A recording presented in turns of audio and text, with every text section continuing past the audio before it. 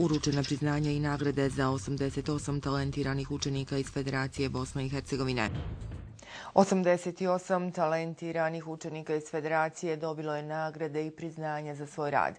Uručene su manifestacije Znanjem u budućnost koju je i ove godine organiziralo Federalno ministarstvo obrazovanja i nauke.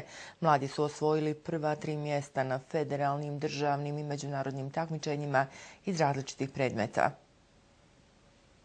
Emina je jedna od 88 učenika osnovnih i srednjih škola iz Federacije Bosne i Hercegovine koji su danas dobili priznanja i novčane nagrade za dobre rezultate na federalnim, državnim i međunarodnim takmičenjima.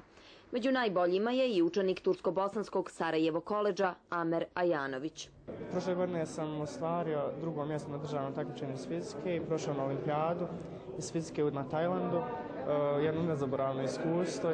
Pa puno znači i meni, vjerujem svima ostalima, zato što ovo je jedan vid promovisanja i nas mladih u državi, a svima mislim da puno znači za dalje školovanje. Ovo je 4. put da Federalno ministarstvo obrazovanja i nauke nagrađuje mlade. Do sada su to bili samo oni učenici koji su osvojili prva 3 mjesta na takmičenjima iz matematike, fizike i informatike, a od ove godine i iz ostalih predmeta.